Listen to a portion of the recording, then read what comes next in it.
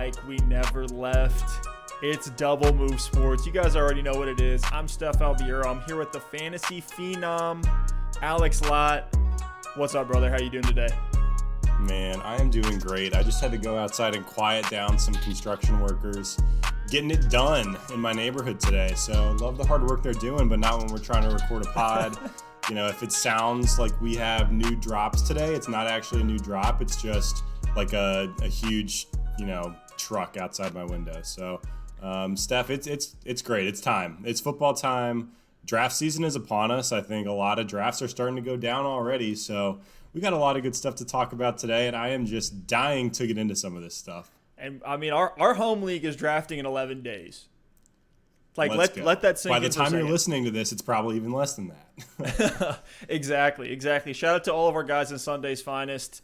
Alex, one thing I got to make an announcement. I'm actually trying to grow a beard right now. So this is the longest my facial hair has ever been since we started the show in whatever it was, October 2019. So, we got the new looks. We got the new vibes. Looking more it's like Marcus Mariota than ever. That's my comp. Yes. Well, guys, if you like what we're doing here on the show, if you want to support Double Move, you can hit that subscribe button on YouTube, subscribe on Spotify, Apple Podcasts. We're dropping fantasy film rooms. We'll actually look at players' film. We're dropping all the analytics here on the pod and giving you our takes based on offenses, roster changes, coaching changes, all of that. But if you want to see some actual film backing up these takes, go check out our YouTube channel if you have not had a chance to yet. Just dropped one here recently breaking down DJ Chark, who we both love, Alex. I know you love him.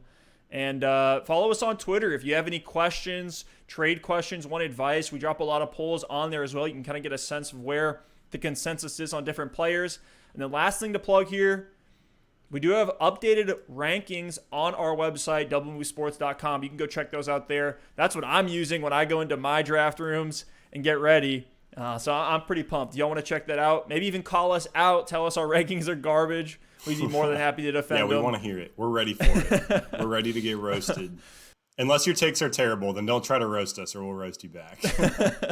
That's what I'm saying. I'm ready for all the heat. I'm ready to go. Yeah, absolutely. Anything to add here before we jump into it? Yeah, one last thing I want to mention. It's a new sponsorship we have. We're super excited about this partnership. It's with Thrive Fantasy.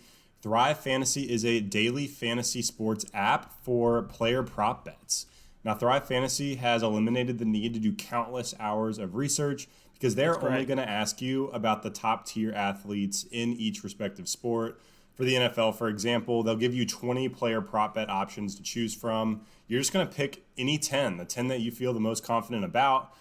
Each prop bet has a fantasy point total associated with the over or the under based on the likelihood to occur. And if you rack up the most points, you're going to walk out with a nice payday, a big chunk of that prize pool. So Thrive has already awarded over $1.3 million in prizes since launching in 2018. And if you sign up today using the link in the description and the code DMS, you're actually going to receive $20 for free when you deposit $20 or more. So if you put $20 in, $20 on us when you use code DMS. So download Thrive Fantasy, use that code, and start propping up today. And guys, we're not doing this, like, we're not selling out with this. This is something that Alex and I legitimately use. I had a prop bet the other day on see, the thing is, you can kind of pick and choose where you feel comfortable. So I had one on just points scored in an NBA game. I had Donovan Mitchell for the over on 20 points. I put $2 in. I think I made like $8, $6, something like that. But I was just playing around with it. Super easy, especially if you feel like if you know your stuff. And I know our listeners certainly know their stuff because they're listening to us and we know our stuff. So I feel great come NFL season to start throwing those prop bets out there. But let's jump into it here. Alex, I'm pretty excited for this first one. We're starting off with a running back.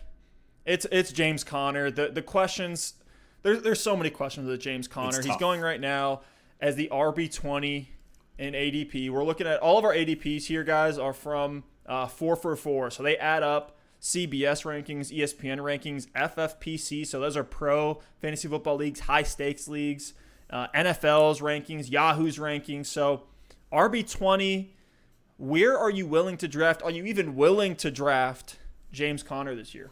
I'm willing to draft James Conner, but it's tough for me to grab him at the current ADP. I've only found myself taking him if it's as my RB3.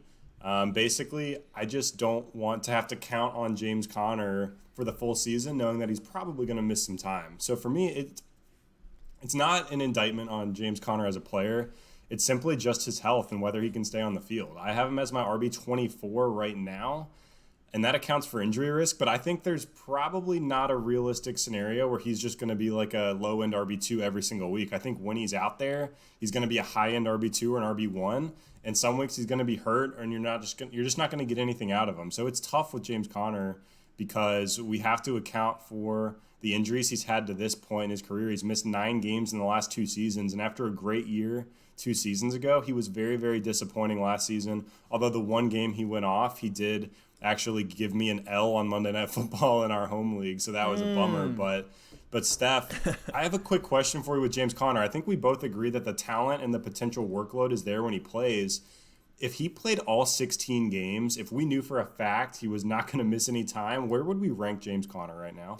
I mean, if I knew for a fact, it'd probably be like RB10, like low-end RB1, maybe even like, what was he that one year, RB8? Yeah, I'd say a top 10 back, no doubt. He finished as RB16 last year in points per game, and he was battling injuries all season, so who knows how many games he played where he was banged up. And 2 years ago, he finished as the RB6, so we know the upside is there. Mike Tomlin wants to use one workhorse back. He always has, and it hasn't mattered who it's been. And something I found really interesting, Steph, here are the running back ranks in terms of snap percentage at the running back spot for the Steelers the past few years. So last year, actually not last year, we'll go 2 years ago because Conner was in and out last season. But in 2018, Conner was 6th amongst running backs in snap percentage. 2017, Le'Veon Bell was 1st. 2016, Le'Veon Bell was 3rd. 2015, D'Angelo Williams was in there, and he was 2nd amongst running backs in snap percentage. Then Le'Veon Bell in 2014 was 2nd in snap percentage. So when Tomlin gets a guy as his clear starter, he wants to keep them on the field and give them a ton of work. He wants to keep them in rhythm. He wants someone that can catch the ball well and run the ball well, and James Conner can do that. So again, like I don't mind Conner as my RB3. I think he has upside to be valuable when he's healthy. But if I'm going to rely on him as my RB2, I think there's a chance he's actually going to be out of the lineup too often for me to really feel comfortable with him in drafts when there's other great players on the board, like the Jonathan Taylors of the world. Yeah, I was glad to see that Conner's ADP did fall a bit. He was going like early 3rd round at the start of the offseason. Now he's like the 405 is where his ADP kind of slots him in. It's just the health is such a concern. A quadriceps contusion, an AC joint sprain, a quadriceps strain, 2 ankle sprains, and a knee sprain. It's just there's a lot of red flags here.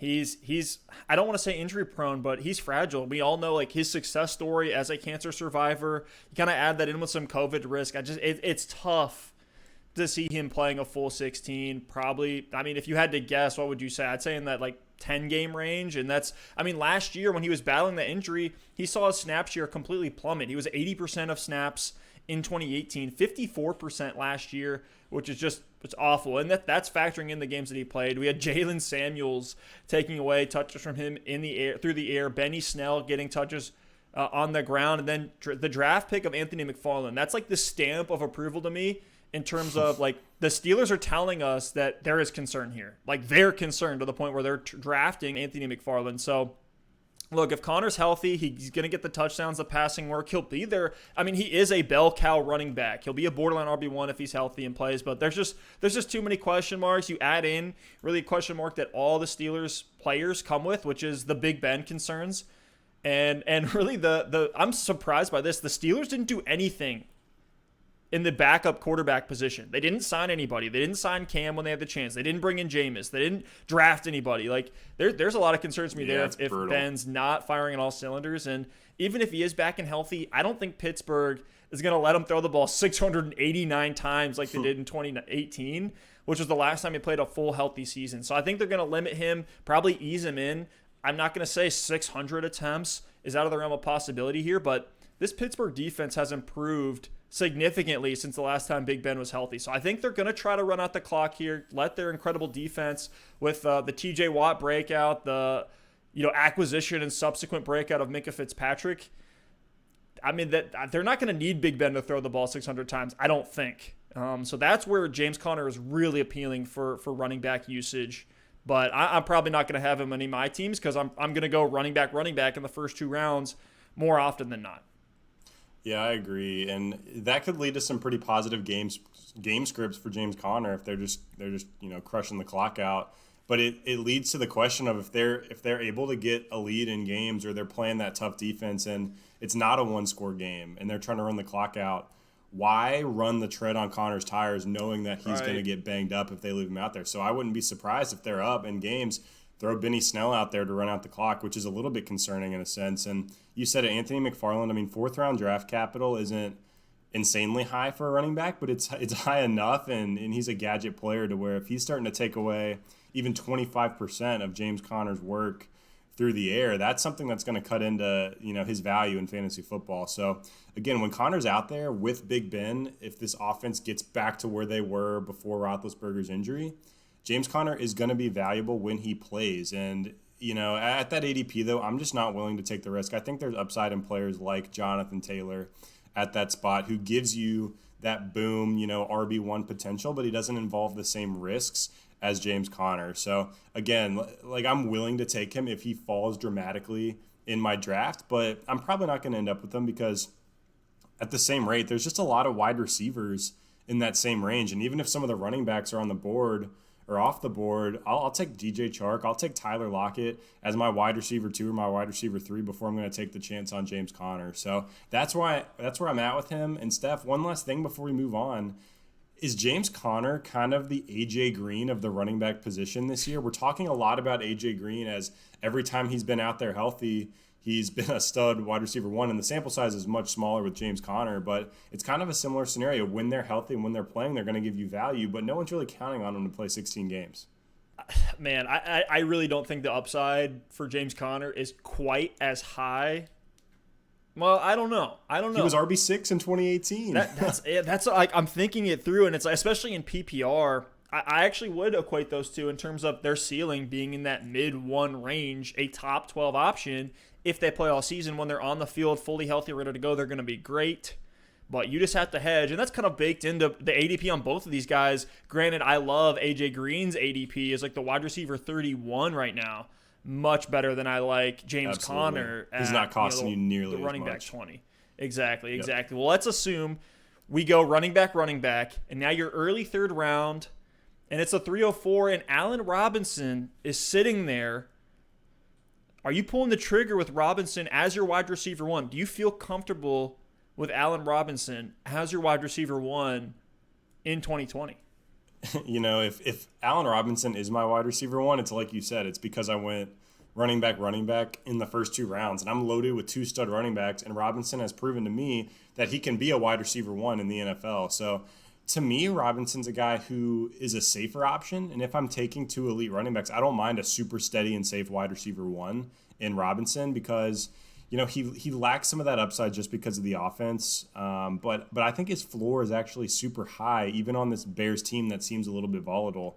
I look at last season and, he finished as the wide receiver 8 in that tragic offense with Mitch Trubisky and the Bears falling apart. He finished as wide receiver 8 in that offense. And that offense last season was 29th in yards per game and 29th in points per game. That was behind the Dolphins in both categories. This offense was absolutely brutal in 2019, and he still was a top 8 guy. So looking forward to this season, they bring in Nick Foles, and I don't necessarily think Nick Foles is a huge upgrade from Mitch Trubisky, but I think between the 2 quarterbacks, they're going to find better value than they had last season. If Trubisky starts out hot, maybe there's a fire lit under him by Foles. He's going to probably play a little bit better. And instead of, taking Trubisky out and going with Chase Daniel, they have Nick Foles, who hopefully can come in and be effective if Trubisky is struggling. So they kind of have more options there in the quarterback room, which is only going to help. And I look at Robinson, it's just a volume play, right? Like, he's going to get 140 to 150 targets this season. He was 3rd in the NFL in targets last season, so the volume's going to be there. Anthony Miller's there, but they don't really throw the ball a ton to anybody else, maybe Cohen out of the backfield. But really the other thing with Allen Robinson is that he's going to score touchdowns. He had 7 last season, and he had a 30% target share in the red zone. So when they get down in the scoring zone, they're looking to Allen Robinson to score touchdowns for this team. He was 2nd in target share in the red zone last season in the entire NFL. So I think they're going to get down in that scoring zone, and they're going to look to him early and often. And if the offense is better this season, there should be many more opportunities for him down in that range this season. So, Steph, are you with me? Like, I know I have Allen Robinson in our dynasty, so maybe I'm a little bit biased, but if you go running back, is there anything that's scaring you away from A-Rob? No, not at all. Not at all. He's a proven alpha wide receiver one in the league. Any team he's been on, he's pretty much guaranteed to get the most targets. Even when he misses 3 or 4 games, like there was that one season. I think it was either his first season with the Bears, I believe it was.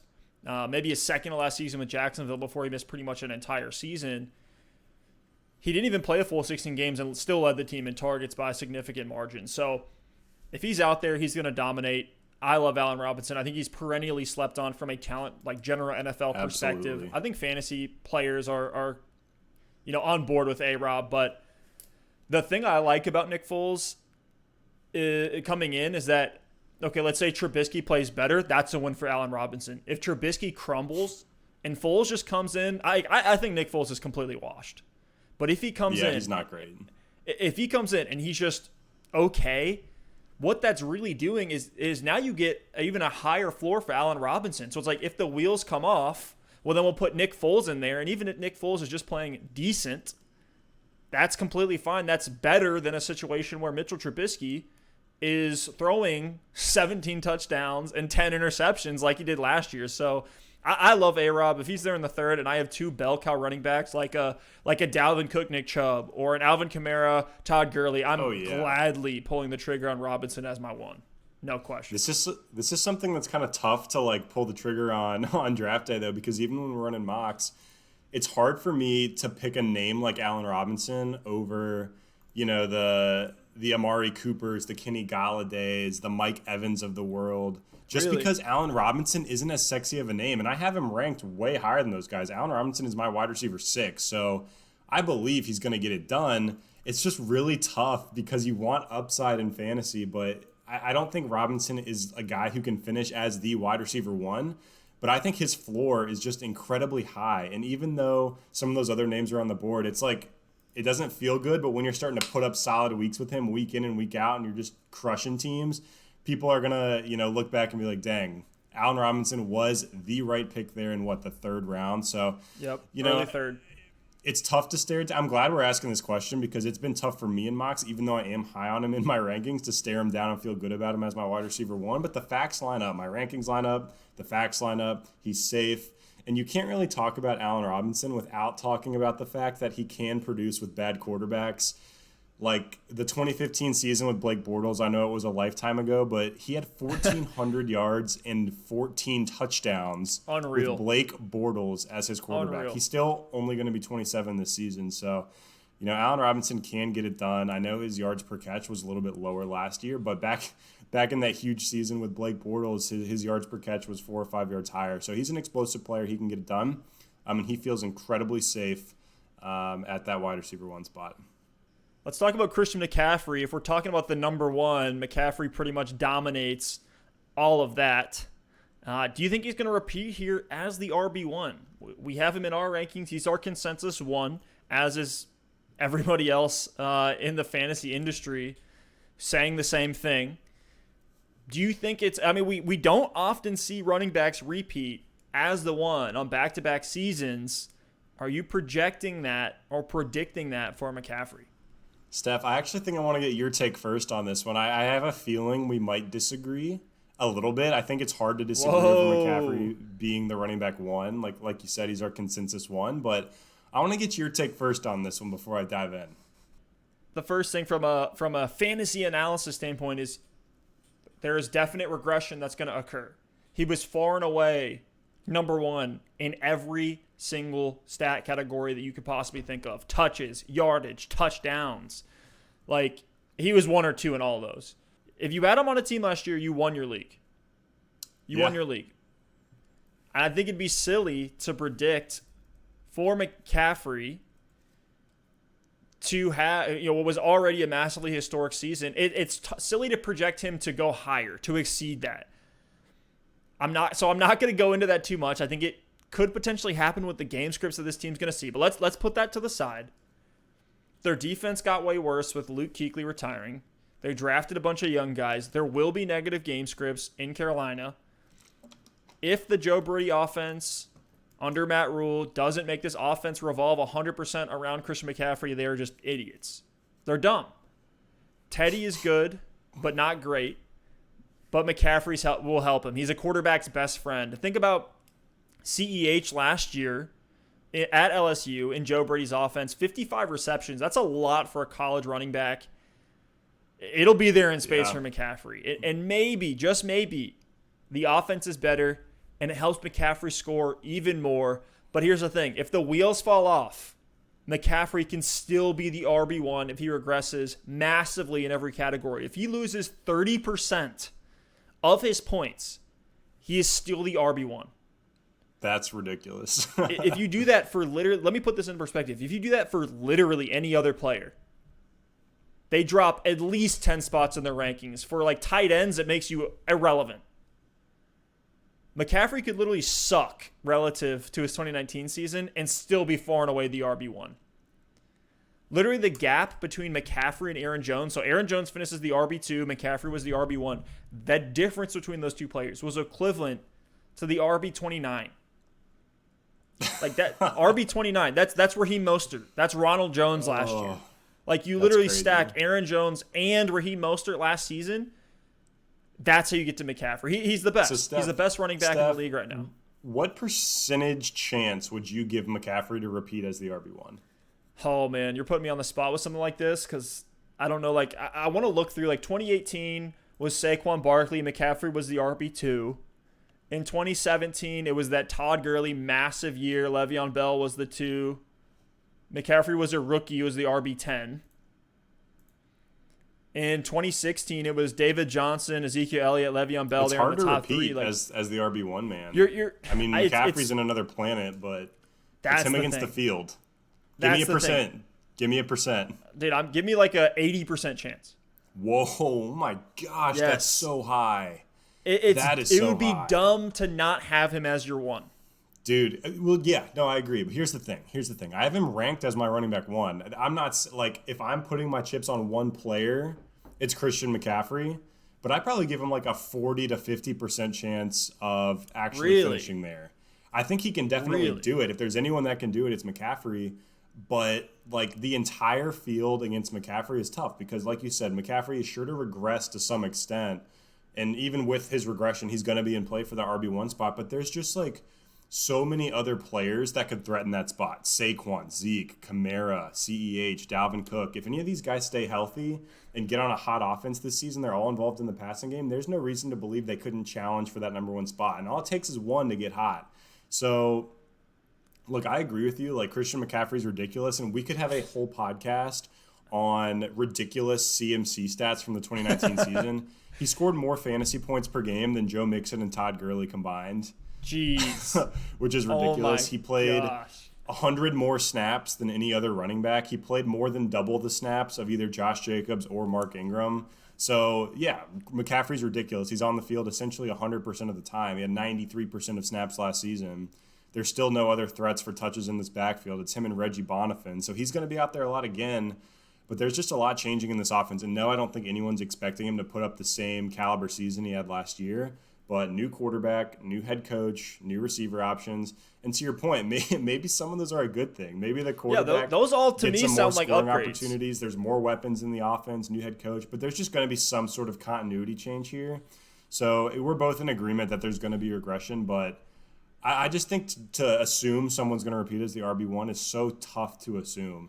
And look, like I'm projecting him as the RB1, so I'm not doing anything crazy and throwing Saquon there or anything. But with that, I will say, Steph, he's got to be the safest player in fantasy. Like people keep asking, oh, I get to pick my draft slot first this year. What pick should I take? To me, it's a no-brainer. You take 1 overall and you take Christian McCaffrey because not only does he have the most upside, but he also has the highest floor. What's his floor? Like RB5? Dude, maybe. Like RB3? Right? Unless Carolina, and we're going to talk about the Carolina offense, but unless Carolina, like the wheels completely fall off, and this is the wheels were off last year. That's Cam what Newton I'm saying. Was gone. That's what I'm Will saying. Greer and what's his face, Kyle Allen were starting half their games throwing it 600 times.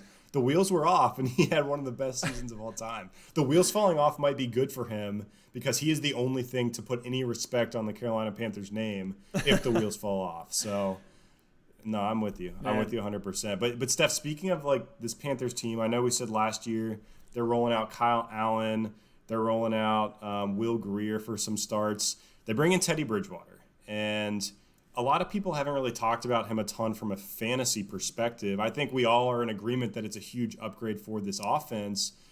But what is Teddy's ceiling in fantasy football this season? I know I've talked about him a little bit as a potential streamer, and you're in agreement with that. But is he a guy that by the end of the season we could see as an every week starter, as a top 12 player? Or can he not quite get there, and is he just in that streaming range of, you know, the Tannehills of the world and the Derek Carrs? Here's the thing, like, here's where all the ceiling comes from for me, and it kind of goes back to the wheels falling off with Teddy Bridgewater. Right now he's going as the quarterback 24. Absolutely love him there. Absolutely love him there. The ceiling in terms of pass volume could be what it was last year with the same struggling Panthers defense that just had all the downgrades that I just talked about. Luke Kuechly's gone. Second most attempts in the NFL last year, right? Exactly. Only behind the Falcons, which were insane. They almost hit 700. So they threw the ball 633 times. All the top teams in attempts last year they had bad defenses. All of them had bad defenses. Falcons were number 1. Panthers were number 2. The Bucs secondary, Tampa Bay's, was awful. They were 4th.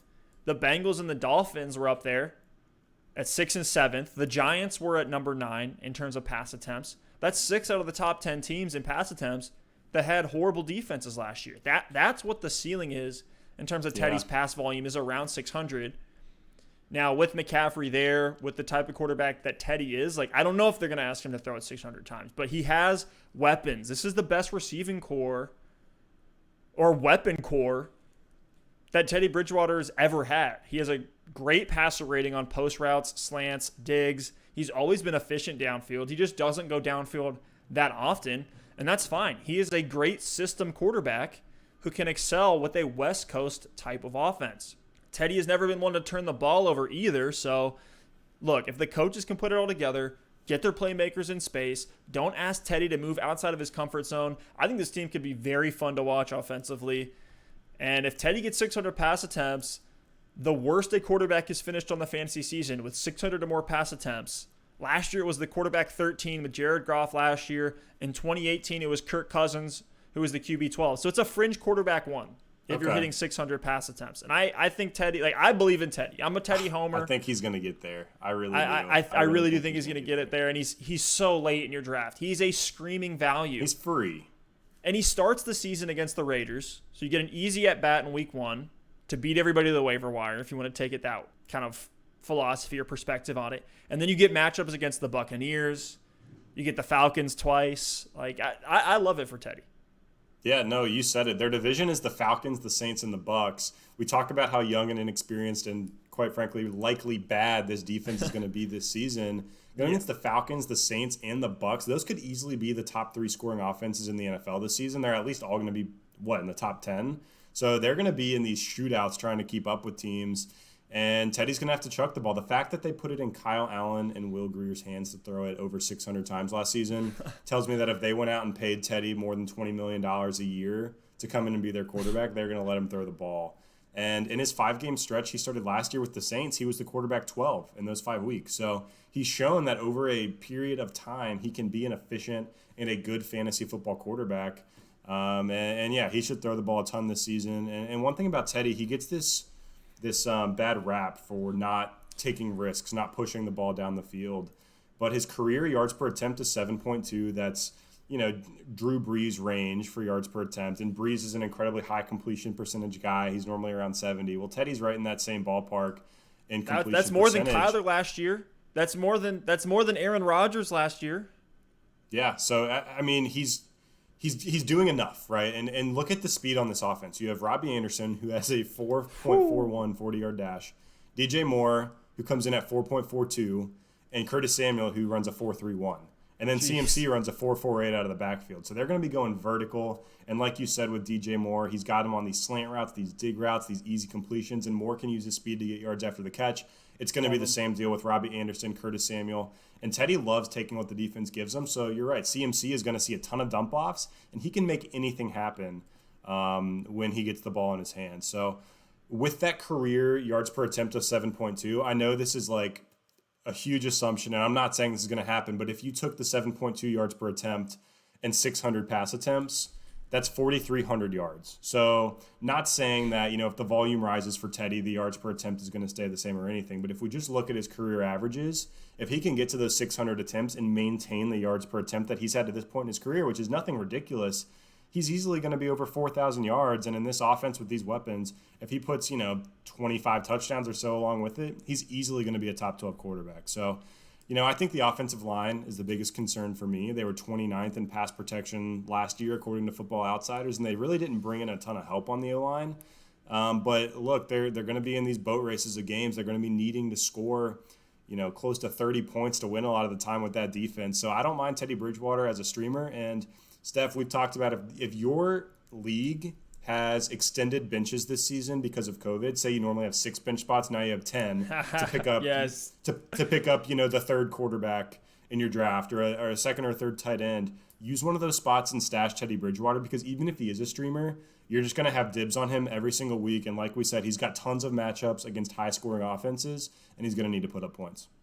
Dude, McCaffrey being there is just a lifesaver. Like that in and of itself is a floor play. Even if like the 29th ranked pass protection, according to Football Outsiders, like that isn't even really a concern for me, because that just means dump offs to McCaffrey that can go to the house. Right, and look, like you look at their other weapons real quick, like DJ Moore, you said it, and I already said it again with the slants and the dig routes. Someone like Curtis Samuel literally can get the ball in his hands at the line of scrimmage and make things happen. So Curtis Samuel is a guy who I don't necessarily love for fantasy this season. I think we're going to talk about him maybe here in a second, but he's a guy that could pop a big play and get Teddy, an 80-yard touchdown when Teddy didn't have to throw it 50 yards in the air. So if you're sitting there in the 13th round, you're at the point in the draft, you're just making dart throws out there. Curtis Samuel in the 13th round, would you pull the trigger? Wide receiver 54 right now in ADP. Yeah, no, I'm probably not. Like, it's not like a hard no. I'm not disgusted at you suggesting that, but it just doesn't excite me. Like, there's so many names around that same area that have so much more upside. And I look at this offense, we've talked about it a lot already today. What's the upside for Curtis Samuel? Like, if I want an upside shot at wide receiver, I'm swinging for the fences. I'm going with Michael Pittman on the Colts, maybe Sammy Watkins, Deshaun Jackson, Rashad Perriman. They're all going in that same range. And like Curtis Samuel in this offense, they have DJ Moore as the one. McCaffrey's going to get his touches. They might throw the ball a ton, but with Robbie Anderson in town, I just don't know that there's going to be enough for Curtis Samuel to be a consistent top option week in and week out. And I know Curtis Samuel was 9th in air yards last season, but Robbie Anderson was right there at 18th in air yards. So if there's going to be these downfield threats, I think it's kind of going to be split up between Robbie Anderson and Curtis Samuel. And it's going to be tough to trust either option unless one starts to clearly pull away in terms of snaps, targets, things like that. So, if I'm looking at Curtis Samuel, even comparing him to Robbie Anderson, I'm really not interested in either of them. And honestly, they play different roles in this offense. Like Anderson's going to be a vertical threat and a burner, where Samuel can get open deep, but he's more of a gadget player around the line of scrimmage and across the middle as well. So I don't think they're necessarily even going to be competing for snaps. It's just going to be a matter of who Teddy tends to lock in on or prefer on a week-over-week basis. So I'm probably out on Samuel. I have nothing against him. If he shows promise in the first couple of weeks with his snaps, his targets, I'm willing to pick him up off the waivers. But Steph, what do you think? Hey, if you're fired up right now, we're talking about the Panthers. If you're all in on Teddy and this offense this year, like if you believe in Joe Brady, you believe in Matt Rule, sure, why not? Why not take the flyer on Curtis Samuel? Take the dart throw there. I have no doubt that during the season he will be a guy that we can stream at wide receiver too. And we'll talk about some of those other names later. Our deep shots of the week. Got to plug that. But Curtis Samuel's probably not a guy I'm going to draft. Like other names of that ADP, I think I would take a Justin Jefferson over him just for the higher upside, a Golden Tate over him, N'Keal Harry, Preston Williams. Like I don't know if Curtis Samuel is even the wide receiver 2 on this team. He's like the 2A to Anderson's 2B, and that's the killer. Robbie Anderson, he's right next to him in ADP. He's the wide receiver 56, so 2 spots lower.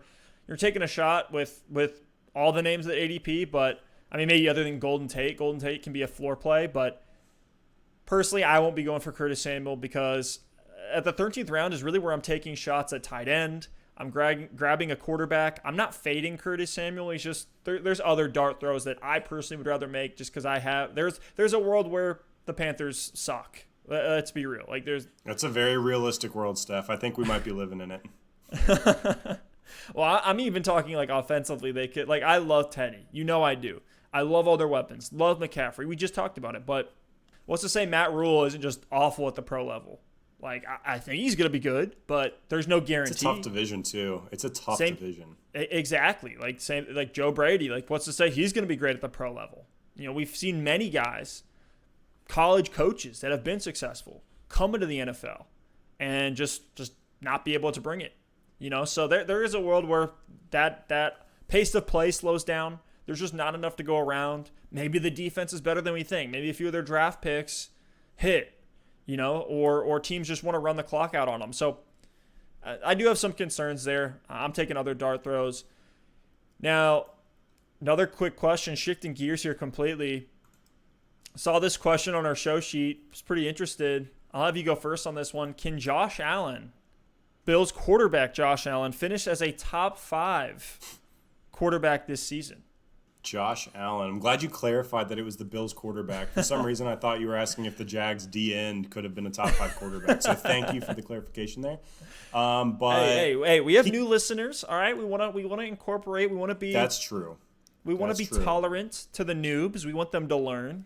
You know. Yes. So Josh Allen, quarterback of the Buffalo Bills, you said can he finish as a top 5 quarterback? Like, yeah, he can finish as a top 5 quarterback. Is he going to? No. And here's why. He's the quarterback 7 right now. So, and I have him ranked up like quarterback 8. So it's not like a ridiculous question. I have him at 7, yeah. Yeah, he's going to be right in that ballpark. But here, it's as simple as this for me, Steph. Top 5. So I'm going to just list off some names here. Lamar Jackson, Patrick Mahomes, Dak Prescott, Kyler Murray, Deshaun Watson, Russell Wilson. Which 2 of those guys is he going to beat out to get in the top 5? Is it like he could beat out Kyler and Russell Wilson? Is it likely he beats out both? Probably not. And on top of having to beat out 2 of the 5 I just mentioned, he also has to beat out the rest of the entire field. When we always see these quarterbacks come out of nowhere and vault themselves to elite status. It was Mahomes 2 years ago and Lamar Jackson last year. This year, I know there's a lot of flyer names we like late. We like Danny Dimes. We like Joe Burrow. Like, who knows who's really going to emerge. Yeah, Cam could always do it. So he can be a top 5 quarterback. I'm not going to draft him to be a top 5 quarterback because when I look at Josh Allen and where you're getting him as the QB7 in terms of ADP, there's a lot of players later on in drafts that I think actually have similar upside that are not going to cost me nearly as much, like Carson Wentz. Even Matt Stafford, Aaron Rodgers, and Danny Dimes, I think all could creep up to the same territory as Josh Allen. Allen's going to be safer, and I think the likelihood of him getting into the top 5 is higher than all those other guys, but they're not that far behind to be, 4, 5, 6 rounds later. So really with Josh Allen, it just comes down to rushing volume, especially the touchdowns. Last season he ran for 500 yards and 9 touchdowns. 9 rushing touchdowns for a quarterback. That's big. And he was still only the quarterback 6 on 9 rushing touchdowns. And that's going to be hard to replicate, especially when you bring in Zach Moss, who should be a better goal line back than Frank Gore was last year at that stage in his career. So for me, it comes down to the rushing. Not only is he going to have to replicate that ridiculous rushing season he had, which he can definitely do, but he's also going to have to be incredibly more efficient as a passer. He barely eclipsed 3,000 yards last season, and he was still under 60% on his completion percentage. So I think Stephon Diggs comes into this offense and helps Allen in the passing game, but he's going to have to push 4,000 yards and 25 touchdowns along with that rushing work to get close to the top 5. Or he'll be close to the top 5, but to get into the top 5, I think he's going to have to get closer to 4,000 yards and really up the passing volume and efficiency. So I think he's safe, but top 5 is going to be a battle. Top 5 is going to be a battle. He's just, to me, like, who were we talking about the other day that Christian Kirk. We said Christian Kirk is just, you go to the snack aisle, you see some of your exotic flavors. You get like your jalapeno chips. You got your your mustard pretzels. Oh. And the plain bag of pretzels that are like, you're okay with it. You're not going to be disappointed. It's still, hey, I got some pretzels. I got a good snack. It's quality. You know what you're getting. But it's just not, like, why not take the upside on a more exotic option, a later option? Don't devote the draft capital to Josh Allen unless he just completely falls. If he does get to the top 5, and I am expecting him to improve. I am a Josh Allen believer. I think he's a very good player. I think he gets a lot of unjustified hate. This is the best weapons group that he's had. He now has a true alpha wide receiver 1 with Diggs. He still has John Brown there, who, we saw that rapport building over the season. Wasn't he like a top wide receiver 2 last year or something ridiculous like that? Yeah. Totally under the radar? He was I think he was wide receiver 16. I'll fact check it while you're talking. Yeah, fact check me on that. But if he does get into the top 5, it will be, you said it. It's the rushing. It's the rushing. And Graham Barfield had a great tweet recently. It's rushing fantasy points per game among quarterbacks over the last 3 years, including postseason. Number 1, big whoop-de-doo, it's Lamar Jackson. Number 2 is Josh Allen, 8.5 fantasy points per game over the last 3 years. So that's number 2. That's above Deshaun Watson. That's a higher rushing floor than Cam Newton, Kyler Murray, Dak Prescott, Russell Wilson, Patrick Mahomes. So if he gets there, we're relying on I know some guys call it the Konami code. That's what we're relying on with Josh Allen. If the rushing's there, and the thing is, I don't expect him to rush more. They're putting pass-catching weapons in front of him. They're bringing in a running back to take some of that pressure off of Allen on the ground. So I don't see that being there. Like, yes, it could improve. I don't see it exploding. I don't see him hitting 700 yards. John Brown is the wide receiver 20 last season in full PPR, and I don't think any of us think of John Brown as a true wide receiver 1 in the league. Now you give him Diggs with Brown as the 2 and Beasley as a 3. Hopefully Dawson Knox finally taking a step forward at tight end. I think people have been trying to wish the breakout into existence. I don't think it's ever going to happen, though. But you give him those guys and a couple running backs that can be versatile and do different things. Singletary and Moss can both catch the ball. And maybe this offense, though, is going to have more volume in 2020 for him to get there. You just look at the other names we're talking about, like Lamar, Mahomes, and Dak are locks. But even like Kyler, Deshaun Watson, Russell Wilson, those are all offenses that are getting it done. And you think about the Bills team and you think about a football team that's focused on the defensive side of the ball and winning games like 21-17. So I just don't know. Like, it's going to have to be a philosophy change for the Bills. Their defense didn't get a lot worse this offseason, and they were towards the top of the league last year. I think they're going to be stingy again. And I just can't imagine this offense being, a top 5, really even top 8 volume offense in 2020. So because of that, I'm going to pass on Josh Allen and let someone else take the gamble there in the middle rounds. Here's the thing, too. Josh Allen could actually be the QB5, like somewhere around there in the first part of the season. But his last stretch of games is absolutely brutal, starting in the end of November. So this is on the 29th. They have a game against the Chargers. After that, they face the 49ers, the Steelers, the Broncos, and the Patriots. That's just such a scary stretch. And he kind of had one like this last year, too, and we saw the same thing happen. So he's a guy that, he's going to give you the rushing floor. If you're in a pinch, you can throw him in there. You're probably not going to be – he's not going to ruin a week for you. But now one thing I want to talk about here, Alex, something I've been very, very much rising on, and when we first started getting into mocks this year, you were taking the 2 tight end approach in your drafts. You would grab a mid-round guy. I know where this is going. And I was all about the 1 tight end. Like, I was like, no, don't waste another draft pick on a tight end. But I've really come around after digging into some of the tight end breakouts over the last couple of years, especially in a year like this one where you could get a couple extra bench spots added in. I've swung all the way to grabbing potentially 3 tight ends late in my draft. Whoa. Every year we see a couple guys break out, seemingly out of nowhere. We had Darren Waller, Mark Andrews last season. In 2018, we saw breakouts from George Kittle, Austin Hooper, even David Njoku was a top, I think he was 8th in 2018 at the tight end position. We saw Jared Cook break out in 2017, his first year in Oakland. Like, if you're taking these shots on these deeper tight ends, somebody's got to break out. We see it every single season. And so it's like, hey, you're already going to cut most of the players you grab in the later rounds of your draft anyways. Why not grab a few lottery tickets spread out your chances, and if one hits, now you have a weekly advantage at the tight end position. And this worked out for me great last year because I was a guy on the Mark Andrews train. And it worked out tremendously. And so here's the guys that I have. This is going late tight end. You don't get a Kittle. You don't get a Kelsey. I know you'll probably talk about Hurst and Higbee. I'm kind of out on these guys unless they really, really fall. And the running backs and the wide receivers are just gross and they're still there. Sure. Why not? Maybe even Evan Ingram as well. But Here's what I got. Tier 1 of the late tight end strategy, you got Noah Fant, TJ Hawkinson, Mike Gesicki, Blake Jarwin, Jonnu Smith. At Tier 2, you got Jack Doyle, Ian Thomas, Irv Smith. And then in Tier 3, for the real freaks, Jay Sternberger, Dawson Knox, and CJ Vert, CJ Uzama in there. We'll throw him in, even though it might actually be Drew Sample as the tight end to own in Cincy, if you want to take the shot. But JJ Zacharyson, everybody knows him, at Late Round QB on Twitter, FanDuel Sports Network podcaster, fantastic. Go listen to his show. He was looking at what goes into the recipe of a breakout tight end, and there were two things that he mentioned that make a lot of sense to me, and it makes some of these names even more appealing. There's two things that have a high correlation with a breakout tight end. It is actually draft capital.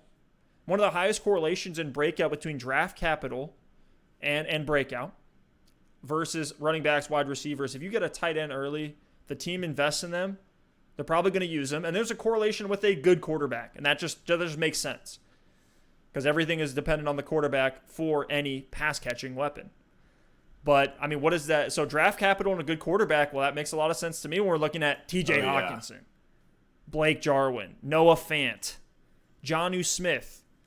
I mean, Noah Fant and TJ Hawkinson were first and second round draft. They were both in the first round, Steph. Were they? I was looking at this the other day, and I was blown away because Noah Fant was taken 20th overall, and Hawkinson was taken 8th overall, and they both went to Iowa. Like, what are they putting in their corn in Iowa to get both of these guys as tight ends on the same team as top 20 picks? That's crazy to me. And we know rookie tight ends don't typically produce in their rookie season. So you look at Fant, and I love the call out. You look at Fant and Hawkinson, the draft capital's there. And I think you were getting here, but Hawkinson has Stafford as his quarterback. They're going to be a passing offense. That's great. And then Noah Fant, we don't really know about Drew Lock, but he could easily be the number 2 target on that team. Dude, exact. Same with Jonnu Smith. Jonnu Smith could be the 2. Irv Smith could be the 2. It's a hot take, but I'm throwing it out there. Irv Smith could be the 2 in Minnesota if Justin Jefferson can't elevate. I'm not going to project it, but I think there's a world that it happens. We know the Vikings have lost some members on the defensive side of the ball. I think they're going to throw a little bit more this year. I think there will be regression to the mean for them. They threw dead last year. So I think there'll be more passing volume there. No Stephon Diggs. I love Irv Smith as a flyer. I really do. And there was a draft that I did the other day. I was able to get Fant and Hawkinson and Irv Smith. And I felt great. Whoa. So going for the triple. Again, these are with my last 3. I think I reached up a little bit on Fant. Like, he was my 4th to last pick. But, I mean, last 4 rounds, last 4 picks. So I love it. I love it, man. You kind of got me there to the edge. And then over this last week, just looking into it, like, I'm all in. I wasn't going to shove you. I let you fall off the edge on your own. But I've been preaching this for so long. I am so glad to finally have you on board. And I did this last year, and it worked to perfection. I love taking 2 tight ends in drafts because there's never enough tight ends. Like, I love taking someone volatile, maybe in the middle rounds. And even if you do it, I love taking someone volatile. So whether it's because of injury risk or involvement uncertainty, and then another option later on that's just another dart throw. Like last year, I took Evan Ingram in the middle rounds of my draft, and he was tight end 2 through the first 5 games of the season. I knew he had injury risk, and I also picked up Darren Waller late in my draft. So I was all aboard that Hard Knocks hype. Shout out to Hard Knocks season as well. Hey, and that paid off perfectly. I had the tight end 2. Yeah, I had the tight end 2 through 5 weeks, and then also had Darren Waller, who was an incredible value and one of the breakouts at the position. So you mentioned I was going to bring this up, but I love grabbing Higbee or Hurst in those middle rounds. They are high upside plays, but there's still a lot of uncertainty with their situation, how they're going to be used. Higbee, we don't know what the offense is going to look like. Hurst, obviously, on a new team. And then the late round flyers, Gesicki, Fant, Hawkinson, Jarwin. Give me one of those guys in the last couple rounds as well. And here's the thing. If they suck, cut them. Who cares? Yeah. But if they're good, you have an incredibly valuable trade chip at the tight end position. If you look at the tight end position, it's actually kind of like musical chairs. There are more teams. If we're talking about a typical 12-team league or higher, there are more teams in the league than there are week in and week out starters at the tight end position. It's been that way for years. And if you get 2 of the startable tight ends, you have a ton of value because the teams that don't have a tight end are going to say, okay, what's the one thing I can do to improve my lineup? It's the tight end spot. And no one else is going to be willing to trade one because they don't want to be in that same position. So if you have 2, you have some leverage in that scenario. And just to illustrate this stuff, in a typical 12-team league, that means there's going to be 12 starting tight ends. So here is the tight end 12 points per game for the last 3 seasons. This past year, the tight end 12 averaged 8.5 fantasy points per game. The year before, it was 8.2. And the year before that, it was 8.3. Shout out to there's Jason someone Witten. in your league. Yeah, there's someone in your league starting a tight end week in and week out, giving them 8 fantasy points a game. And you know they're not happy with that production. I wouldn't be happy with it. And people are starting that, or they're trying to stream the position and pray for a touchdown. And if it doesn't happen, they're getting 5 points. So the tight end spot is an incredible value. One, so you don't end up in that situation. Give yourself another chance to get your tight end in the limited quantity of tight ends in the league. And then also, if you end up hitting on both, or if you said you draft 3, maybe hit 2 out of 3, or perfect scenario 3 out of 3, you have some incredible trade chips in your league where you can get some really good value and have some people overpay. So we've talked about, along the same strategy, we've talked about a few of the names there. Jack Doyle is one. We've both said he's being completely slept on. Right now his ADP is as a tight end 19, drafted early 14th round. So he'll be there late. And our boy CFP Nation commented on our Doyle segment that we recorded way back. He said, just did a 12-team PPR draft. I have a ton of depth at running back and wide receiver, but I ended up having to take Doyle as my tight end 1. Should I try to trade him and get rid of most of my depth, or just rock with him week 1? Well, CFP, I mean, you got him in the 14th, so I'm assuming you just loaded up at every other position up until then, assuming you're at ADP. Doyle finishes the wide receiver or tight end 19 last year. To me, I would say keep the depth. Keep the depth. What you have with Doyle, essentially what you have to know is you've essentially committed yourself to streaming the tight end position. Maybe if you can drop, the last wide receiver you picked up, the second to last wide receiver you picked up, a super deep running back that you have, maybe you can grab a guy like an Ian Thomas, like a Irv Smith, but if Johnny or Jarwin are out there, grab them. But the fact you got Doyle makes me think that they were probably already off the board. If you're committed to streaming now with Doyle, he's not going to be a ceiling play. He's not a Travis Kelce. He can't get there. But no. Phillip Rivers coming in, got some touchdown upside on a week-to-week basis. You're probably going to have to keep your eyes on the waiver wire, take some shots on some potential breakouts during the season, probably earlier in the season than you would normally. But Doyle is a great streamer. I love him as a streamer. Here's his early schedule. Jacksonville Jaguars, Minnesota Vikings, New York Jets, and then he does play the Bears, but then Browns, Bengals, Lions. So great schedule to start the year. Soft defenses all around. If Phillip Rivers can upgrade this team, why can't Jack Doyle be a part of that? We've seen him use tight ends continuously in the red zone. Antonio Gates, even guys before that. I like it. I like it as a streaming option there with Jack Doyle. So CFP, I'm not going to tell you to drop your depth. Don't wipe out your roster to go after another tight end. No, keep Doyle. Yeah, just keep him on there. Just stream him. You for sure keep Doyle. Here's why. And I think he's actually more than a streamer, especially if you do have an extra bench spot or 2 this season because of some of the COVID stuff going on. Jack Doyle is more than a streamer because you should not be when I think about streaming a position, I pick up a quarterback, I play him, and I drop him for another quarterback.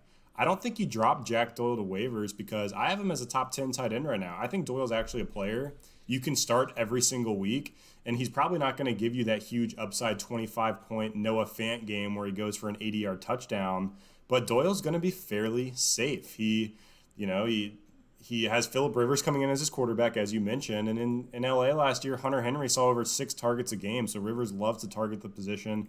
Doyle is on the field a ton. He had the 6th most snaps of all tight ends last year. And he just got a 3-year, $21 million extension in December. And he made the Pro Bowl last season, which we all tend to forget about. I think I was in a coma during that whole entire situation with him down at the Pro Bowl. But, Doyle is a safe option. And I think, Steph, like you said, you should keep Doyle in your lineup. But while you have Doyle locked in, whether he's on your bench or in your lineup, keep working the waiver wire and try to find that breakout player. Try to pick up an Ian Thomas and see if he sticks. Look at the waiver wire and say, okay, I see Mike Gesicki. He probably won't be on waivers, but Blake Jarwin has a great matchup this week. I'm going to try Blake Jarwin out this week. But if you're looking at the waiver wire and you're like, oh, snap, like there are no other tight ends, just plug in Doyle, and he's probably not going to lose you your week. He's not going to win a week, but he's not going to give you like a 2 points week after week, just burning you time and time again. I think he's going to get enough volume in this offense to finish as a top 10 tight end, and it doesn't really take much to get there. But he's a safe play, and there's no reason to trade other positions where you might have a little bit of an advantage to try to upgrade Jack Doyle, because what are you really going to get for your depth? Are you going to upgrade Jack Doyle to like Austin Hooper? I just don't think anything like that is worth it, especially when depth is going to be really important this year. And believe it or not, Jack Doyle was tied for 4th in the NFL in target separation last season. And I mean, here's something else too, where like it just adds to this take that Doyle is a great streaming option. It's like he's the most experienced pass catching weapon that Rivers is going to have, because, well, maybe not. I mean, T.Y. Hilton's there, but T.Y. Hilton has the injury risk, and then it's Paris Campbell, who had a rough rookie season, dealt with injury. He's coming back. I do like him as an upside play. One of those dart throws in that Curtis Samuel range that we were talking about. But then Michael Pittman, that's a rookie in the shortened offseason. So there could be a world where Doyle is the heavily relied upon safety valve for Rivers. So I love it. I love it. Steph, speaking of streaming a position, I see this in the show doc, and at first I was like, what the heck are you talking about? It says, is it possible to stream your wide receiver 2? Now, that is an absurd take, and I have a feeling I think I know what you're going to say, and when I started to dig into it, I was actually a bit surprised. But, Steph, you're not looking to ever stream your wide receiver 2, but in a pinch, tell me your strategy on how you can get it done. Yeah, so especially in weeks where you need more upside. So I'll give you an example last year. You're against the team that has McCaffrey and Lamar Jackson. You're against the team that has McCaffrey and the Patriots defense. Like, you just know that you're going to need some extra heat if you're going to win that week. That's where I love streaming the wide receiver 2 position. Or if you do need a floor play, maybe you don't have a single option. Guys are on buys. Guys are injured, especially this year with COVID. Like, let's say you don't have a second option. You're looking at like, Hunter Renfrow or somebody on the waivers. I may look to the waivers in that situation. Yeah. And to clarify real quick, before you continue, to clarify, this is like assuming, like obviously we would rather stream the flex spot, but this is maybe assuming you have 3 good running backs and you are really lacking at the wide receiver spot. Because to me, I normally start a wide receiver in my flex, especially in PPR. Oh, yeah. So it's like if I'm streaming wide receiver 2, I'm also streaming my flex, but this is assuming you have a running back in the flex spot. And if you do, or your last receiver is your flex spot, this would essentially be streaming that last wide receiver that's in your starting lineup. Exactly. And this is where deep shots of the week, guys, in season, we do a weekly segment called Deep Shots of the Week. We call it. We make crazy claims on these deep waiver names that we know are going to be there. If you just need upside, you can stream them at your flex or wide receiver 2. Listen to some of the names that finished in the top 12 at some point last season. Demarcus Robinson had a week where he was the wide receiver 1. John Ross had multiple weeks where he was in the top 5 on a weekly basis. Philip Dorsett had a week. Larry Fitzgerald, Nelson Aguilar, Zach Pascal. I would never tell you to start him because that would just mean I'm a bad fantasy analyst. But Corey Davis had weeks where he was a wide receiver 1 last year. That's nuts. And, I was just knocking it down left and right on our deep shots of the week last year. And so were you. But I was calling out Russell Gage. I called Darius Slayton when he put up 34 points on a week. Brashad Perriman. You were all aboard the Steven Sims hype train later in the year when he was the, wide receiver 9 across the last 4 weeks, something like that. Yep. If you feel weak at wide receiver and you need to hit for 1 week, I'm totally okay with streaming in that situation. So it's very situational. I'm not going to say, hey, definitely stream your wide receiver 2 spot and just grab all your running backs and your tight ends and your quarterbacks. No, don't do that. But if you need to stream the wide receiver 2, I think it's possible, completely feasible. You can still win weeks. You can win fantasy championships. I've had playoff runs where I'm plugging in Russell Gage at my wide receiver 2 for multiple weeks.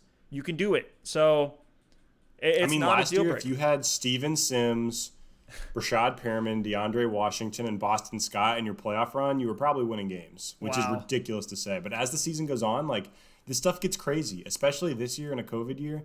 There's going to be opportunity that presents itself on certain weeks for certain players in good matchups that aren't normally going to be there. And that's where Steph and I will go in, we'll dig into the data, we'll say, hey, so this player has this opportunity this week. You know, Russell Gage is playing with Calvin Ridley out, so he's going to have more opportunity to get targets. They're playing the Saints defense. They don't guard well against, the wide receiver 2 spot. That's a great matchup. That's why we call it out, and Russell Gage goes out and gets you 20 points. So they're definitely deep shots, and we try to keep it, in our deep shots of the week segment. We've plugged it a lot here, but players that no matter what league you're in, unless you have like 20 bench spots in a dynasty, are going to be on the waiver wire. I think some of these calls last year, even looking at the big ones with Gage and Slayton and Perriman and Sims, I think they were like 10% owned or less. So we're always looking at players that aren't the big waiver wire pickup of the week. They're just sitting there waiting to be plugged into a lineup. I know I started Zach Pascal last week and he got me 20 points.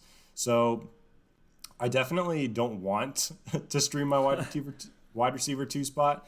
But if I'm in a pinch because of injuries or my team is just super thin and I'm stacked at running back and I'm not balanced at my wide receiver spot or my flex spot, it's something I'm definitely willing to do. And there are times where you just feel a little crazy, you get a little freaky, and you throw Steven Sims in the flex and see what he does. So, look, I love it, and I'm with you, Steph. And I'm going to make a way too early week 1 deep shot of the week prediction here. I think Jalen Hurd is a name to keep your eye on in San Francisco. Travis Benjamin opted out.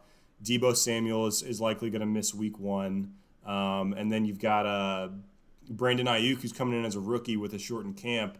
Jalen Hurd redshirted last season, and they invested some decent draft capital in him. I think he was actually a 3rd-round pick. So keep your eye out for Jalen Hurd. Don't take my word for it now. We got a lot that's going to change before the season, but I'm going to go ahead and throw a shot out there early here.